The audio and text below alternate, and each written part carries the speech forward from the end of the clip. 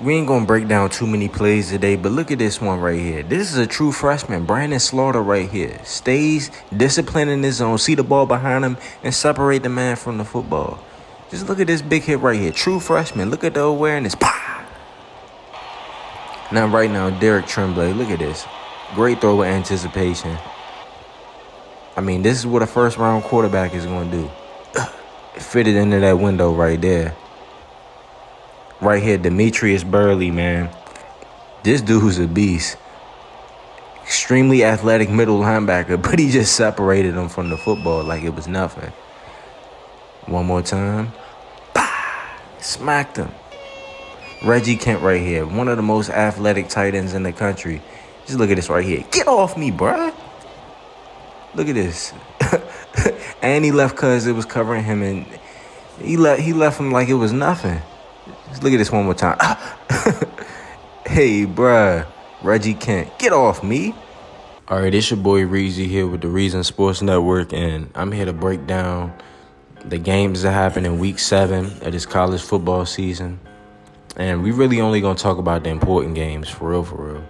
So first, we got Texas A&M and Troy. We all saw this game on the channel. Vontae Austin dominated, had 4 sacks. The defense was unbelievable for Texas A&M.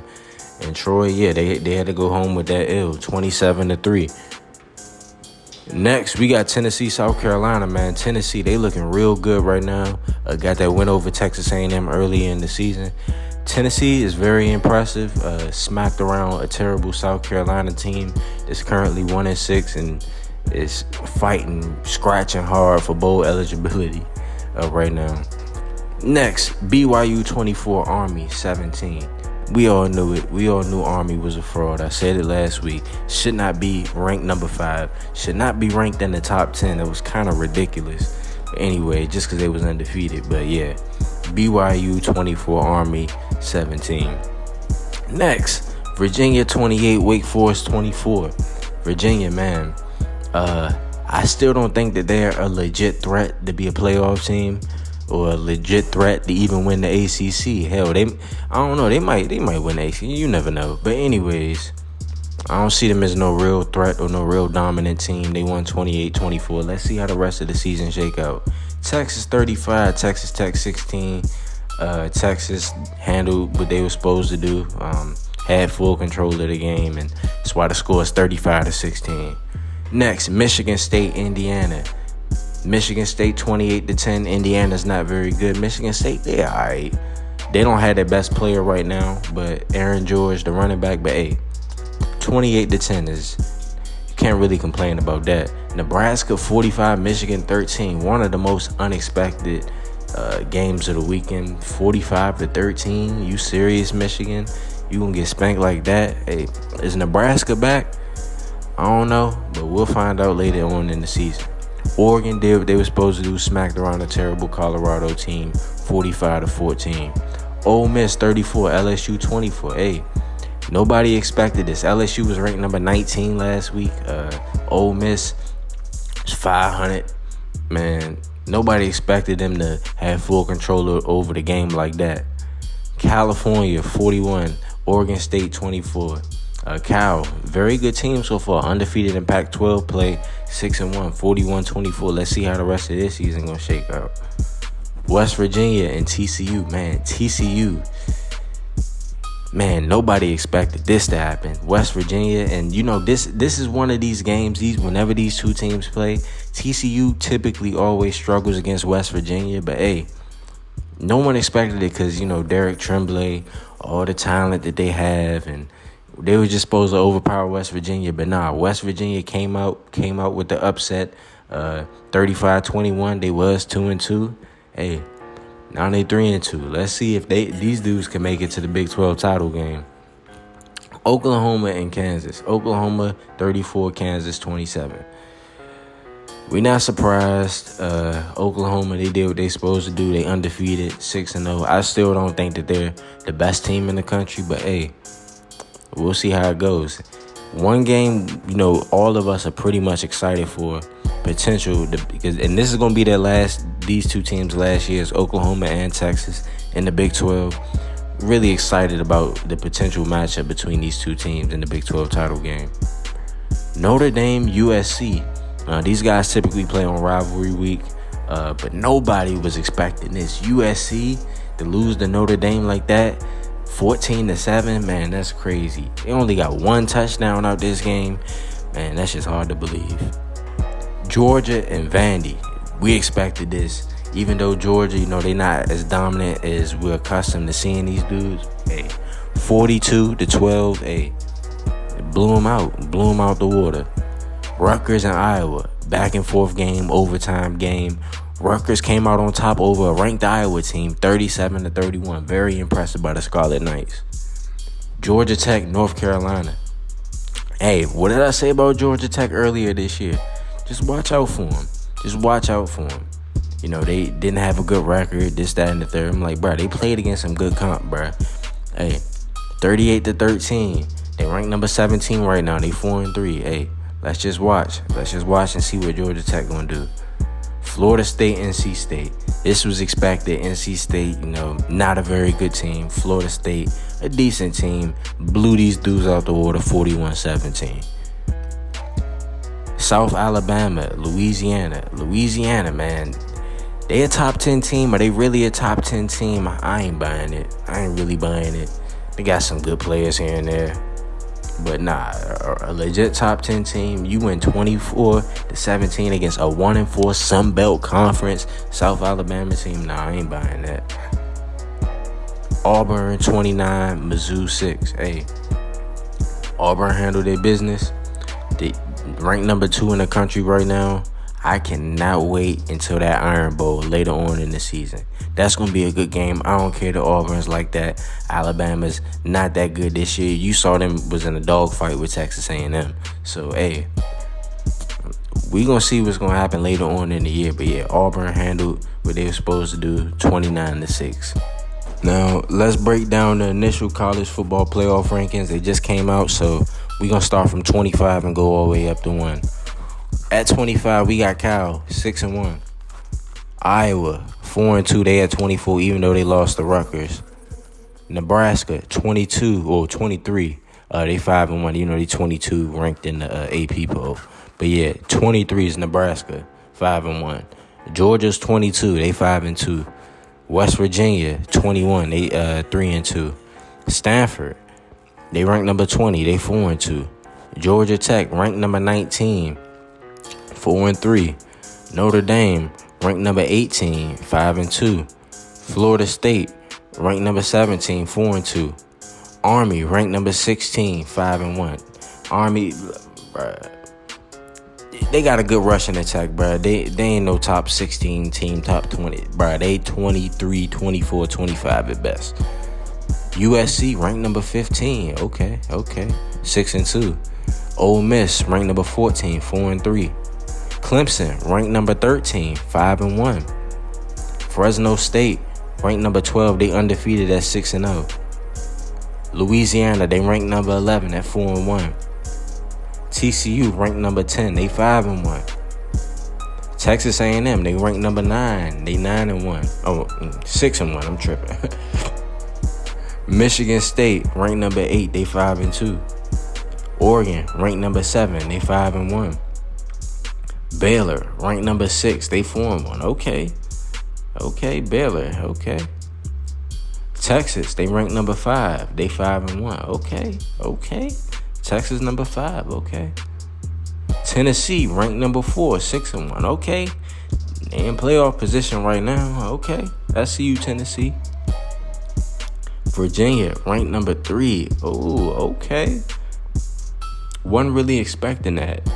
Even though y'all understand, but I didn't expect the committee to really respect Virginia's resume so far. They haven't been as impressive as you would like a top 3 team to be, but hey, can't argue with the committee. They make the big boy decisions.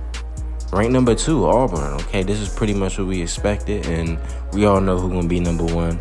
Oklahoma, 6-0. Okay, so I like how these rankings are shaping out so far. A lot of stuff is going to work itself out later on in the year, but hey, it's looking good so far.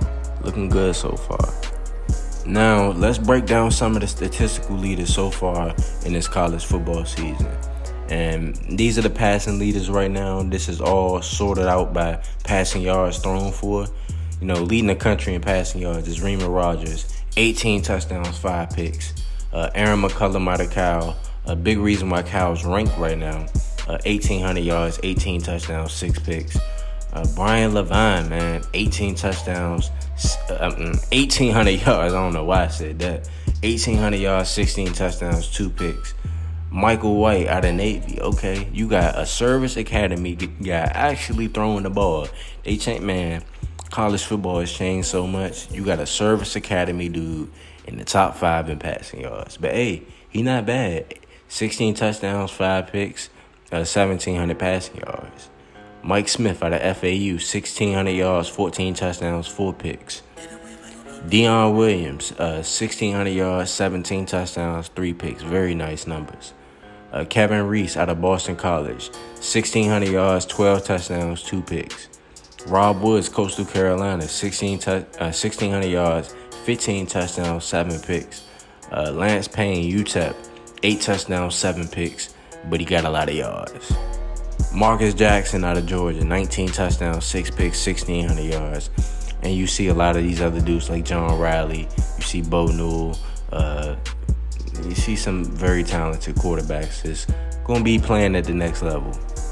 And what's crazy with the absence and injury of Aaron George, the guy leading the country in rushing is Brian Williams, his backup running back. And that's kind of wild to me. You got 2 dog running backs like that. So just imagine if Aaron George gets back. He's probably going to the draft, but just imagine if he came back. Man, great 1-2 punch. 1,400 yards, 14 touchdowns, 6 yards per carry. Yeah, he getting force-fed the ball, but it don't even matter. He putting up big numbers. Josh West out of Ohio State, 1,000 yards, 6 yards per carry, 9 touchdowns. Pretty impressive numbers. David Jacobs out of Stanford, 925, 6 yards per carry, 7 touchdowns. Gabe Johnson, Virginia, 893, 6.8 yards per carry, 7 touchdowns. Joel McCullough, 881, 6.3 yards per carry, 6 touchdowns. Andrew Sanders, 864, 6.2 yards per carry, 8 touchdowns. He getting him that service academy bump in the run game. Hey, Chad Woods, 858, 6.2 yards per carry, 5 touchdowns. Robert Roth, 857, 6.5 yards per carry, 7 touchdowns. Bob Pierce, 851, 6.3 yards per carry, 8 touchdowns. Jimmy Abrams, 827, 6.1 yards per carry, 5 touchdowns. You see all these dudes getting 6 a pop.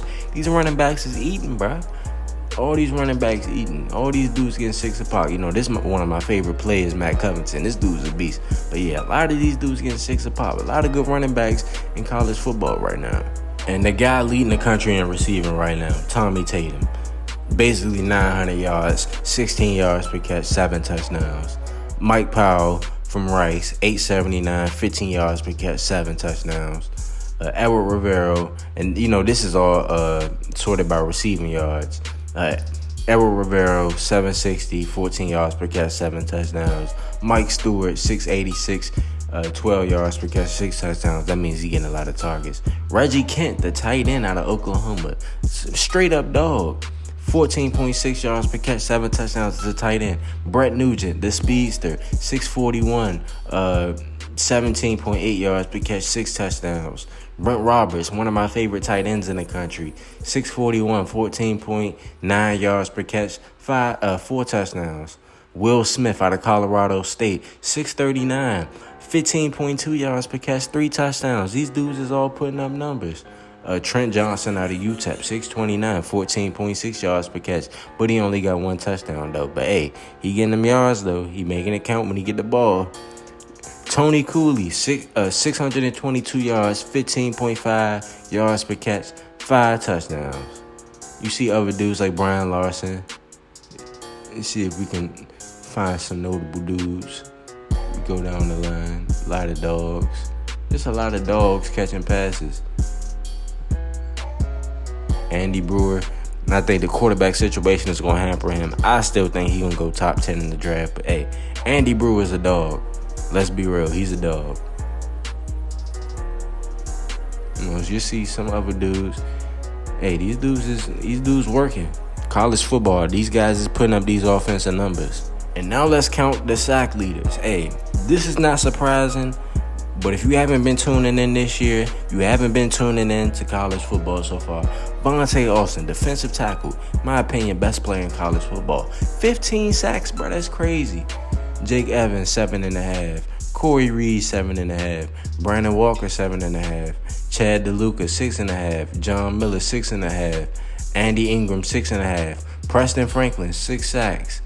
Joe Suggs, 6 sacks. All these other dudes, they getting 6 sacks, 5.5. All this 5 sacks, all this kind of stuff. None of these dudes is Vontae Austin, because Vontae Austin got 15, and that's just crazy to me. That's crazy to me, especially with a lethargic offense. It's not like they putting up points and you just get to tee off all game. Nah, Vontae Austin is the truth. He's the absolute truth, which is where I think he's the best player in college football. Brandon Williams, the outstanding sophomore corner, he leading the country in picks right now. He got 6 interceptions. Aaron Little, 5 picks. Stuart Newton out of Notre Dame, 5 picks. Terrence Moore out of Clemson, 5 picks. See all these other dudes, Jonathan Mills, 4 picks. Maurice Sullivan, 4 picks. Reggie Taylor out of Utah State, 4 picks. Nick Charles out of TCU, 4 picks. Tony Finley, one of my favorite corners in this upcoming draft class, 4 picks. Hey, Kevin Sims, 4 picks. See a lot of these dudes putting up numbers so far. Hey, if you want to stop these high potent offenses, bruh, you're going to have to take the ball away.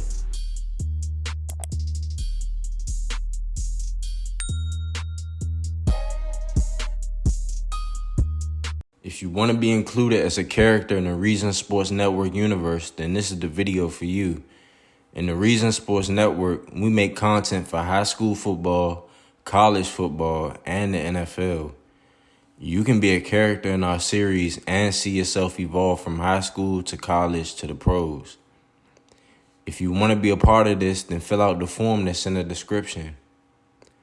When you fill out the form, make sure to choose only one level of football. Choose either high school, college, or the NFL.